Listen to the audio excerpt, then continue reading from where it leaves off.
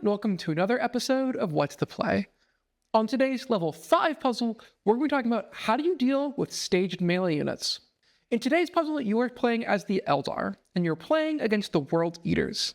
Under your control, you have one Wave Serpent here, one squad of 10 Dark Reapers with an attached Autarch right here, and one unit of 10 Storm Guardians right here. The World Eater opponent has 4 units. They have one unit of 6 8-bound here, Angron here, one unit of 2 World Eaters Chaos Spawn here, and an additional unit of 8-bound here. In this puzzle, it is currently the start of your turn. And to win this puzzle, you have to give yourself the highest possible odds that your Autarch, right here, ends your opponent's next turn alive and on this objective. If you manage to do that, you complete the puzzle. So what do? Given your 3 units and the disposition of the World Eater's opponents, how do you make sure that your Autarch survives? I'm going to give you guys a little bit to think about it, and I'm going to break down the answer. All right. So when you're faced with a bunch of staging melee opponents, you're going to want to group them into one of 3 buckets. The first bucket is units that we can ignore, the second bucket is units that we can kill, and the third bucket is units that we can tie up.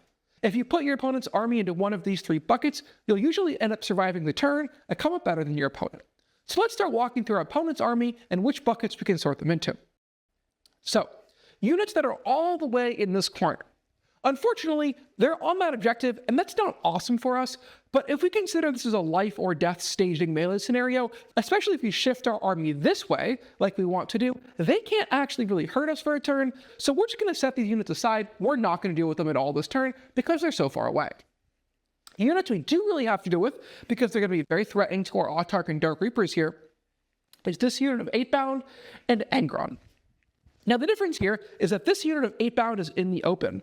And sometimes that happens. It's possible that in your previous turn, maybe you had a unit here and they had to charge out to go kill them, or they had to come out here to do a secondary. There's a lot of reasons why your unit might be in the open and eligible to get shot, even if the rest of your opponent's army is staged. So this is kind of representing that particular scenario. Ideally, all of our combined shooting is actually going to kill these 8-bound here.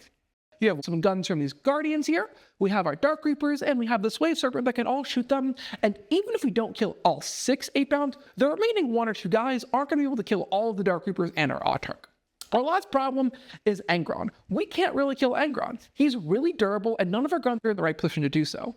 Moreover, every gun that we put into Angron is not a gun that we can put into these 8-bound, and like I said earlier, we're kind of on the fence about killing them, so we're really going to have to put all of our guns that we can into these 8-bound. So what do we do about that? Well, if we charge either this Wave Serpent or these Storm Guardians into Angron, he's just going to turn around and kill them. He has 1,000,000 attacks, he can give himself rerolls, he's really dangerous in combat. So what do? How do we tie up a unit that you can't actually tie up? Well, there is actually a solution to that.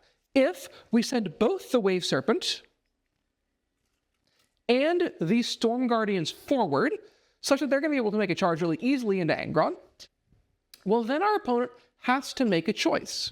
If Angron uses his strike attacks, he can kill the Wave Serpent, but he doesn't have enough attacks to kill the Storm Guardians. And if he sweeps, he has enough attacks to kill the Storm Guardians, but he doesn't have enough attacks to kill the Wave Serpent. So he can kill one or the other, but he's going to be stuck in combo with the one that survives. This is a great way of tying up a really large, powerful model like a Primarch that has a strike and a sweep, where you charge 2 different unit types into the same model, such that he can either strike or sweep, but can't do both.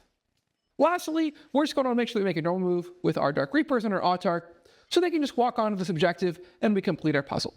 So, just reviewing, we're going to kill these guys, we're going to tie Angron up by charging both the Guardians and the Wave Serpent into him, and then we're going to ignore these models because they're really far away.